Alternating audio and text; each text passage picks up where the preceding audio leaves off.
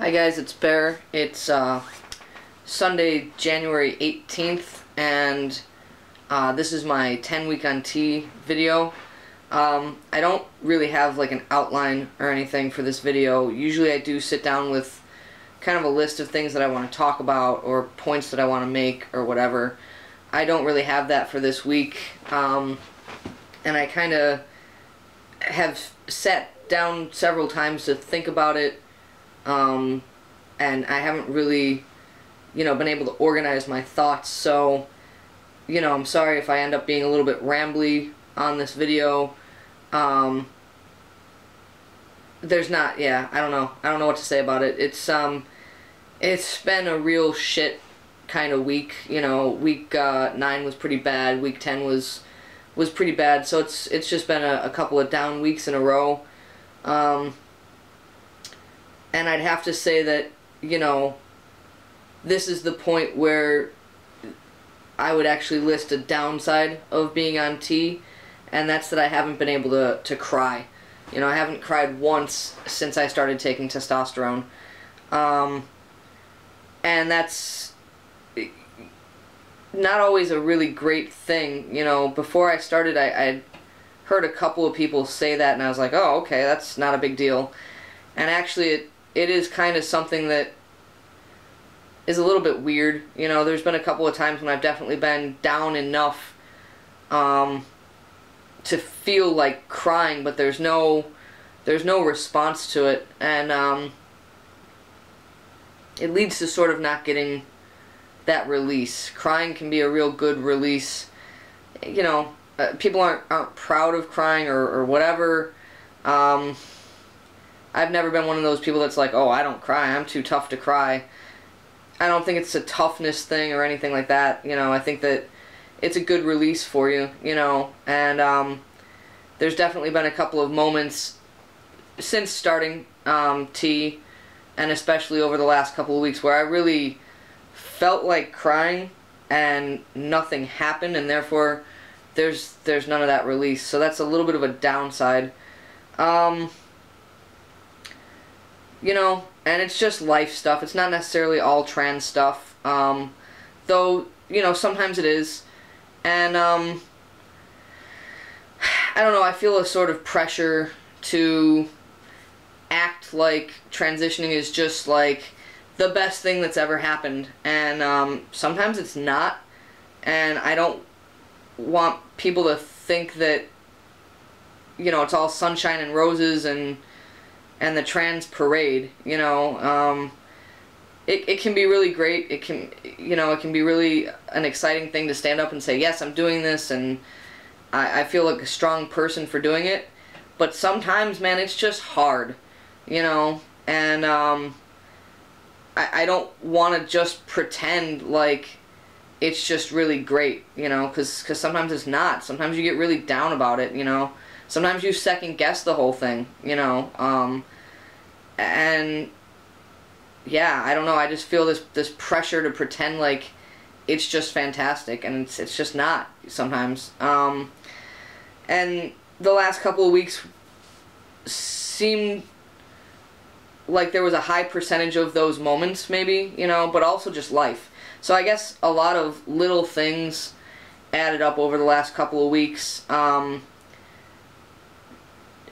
And little things adding up like that make it so that you respond to little things in a big way, so yeah, it's just been like that for the last couple of weeks. Just a lot of little things adding up, including being misgendered a couple of times, and that's happened in a couple of different ways, but either way it kind of gets me down. I've honestly, since I started binding, which I started doing about a month to a month and a half before I actually started tea, since then I've passed in public a pretty high percentage of the time, to the point that I feel completely comfortable going in like men's restrooms, and especially since starting tea and having my voice start to change and start to drop, having been kind of deep in the first place, I've felt really confident, and I've passed a really high percentage of the time.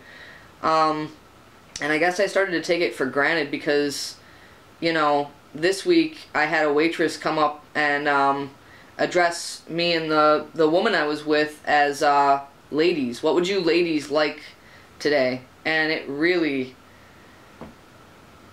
hit me hard. First of all, what about me presents as female? You know, I don't really get it. I've tried to stand back and look at myself. I've asked other people. You know, I don't know. I don't know the answer to that, you know. And then, you know, furthermore, you know, even if you're seeing me as a female, you're probably reading me as a pretty hardcore butch lesbian. And so therefore, what about me comes off to you as a lady? You know, and she said it multiple times, and it just took me so much by surprise that I didn't even respond to it. I didn't even react, other than to sort of sit there and be a little bit stunned, you know, because it's been so long since it's happened. And then it just continued to eat away at me, you know. So that's one way of having been misgendered that kind of rocked me.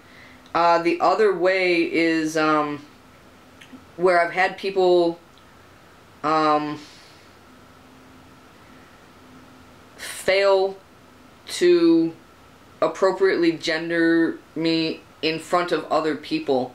I want to be a little bit gracious here, because I'm going to sound complainy, I'm going to sound negative or whatever. You know, people are putting a lot of effort into updating their pronoun use around me, and addressing me properly. And I don't want people to feel like, you know, I'm impatient with them and that they should be getting it 100% of the time. I'm talking about, you know, when you're addressing me in front of other people, like co-workers, customers, you know, that don't necessarily know me as a female. I see that as an opportunity to move forward and present as male and get validation from those people as male. And when that doesn't happen because somebody who knows me screws up, it gets me a little edgy, and it tends to eat at me, you know, during the fact, but also after the fact, you know, because like I said, you're potentially screwing up my ability to move forward as male, you know, and that's what I'm trying to do here. That's why I'm on testosterone. That's why I'm asking for pronoun updates. So, you know, it just kind of throws you off a little bit. I'm trying to find words for it, and it's really difficult. You know, again, it's irritating, but not like a bad mood kind of irritating. It just kind of, it unsettles you, you know, and it messes with moving forward. I don't know if I'm really expressing it very well, but that's happened to me quite a few times this week. And it's an odd thing, because I felt like, you know, out of the gate, when I first came out and first started transitioning, I felt like there was a really big momentum moving forward of people being supportive in that way, you know, making sure to use the right pronouns, making sure to treat me as male, you know, especially in public, you know. And something about this last week made me feel like I was getting pushed back, you know, and I just found it to be really off-putting, and that tends to just put me in a bad mood or a bad place. I don't know if I would necessarily say I've just been in a bad mood or irritated or what, but it's just been a strange place. It's been a down place, and you know, it led me to kind of want to cry, you know, and want to get that release, and I couldn't, you know. So that's week 10. A big screw you to week 10. I'm out of here. I'm moving forward. I'm trying to move on and get over it. You know, and again, thank you to the people who have noticed, you know, that I'm in a little bit of a bad place, or reached out, you know, and supported me. Thank you to everybody who is trying diligently to move forward on pronouns. Again, it sounds like I'm kind of getting on your case for the moments you screw up. I'm not trying to do that, you know. I'm talking about really specific moments here, but I also don't want to call those people out and make them feel bad, because I've had conversations with them, you know, just explaining how it makes me feel, you know, and they're open to it. They're not trying to screw me up either, you know. So thank you. I'm not complaining about you specifically, you know, and thank you for letting me, you know, explain to you, if you're one of those people, why it makes me feel the way it makes me feel. I'm gonna stop rambling now, guys. Thanks for listening again, and let's all move forward into week 11 and move up.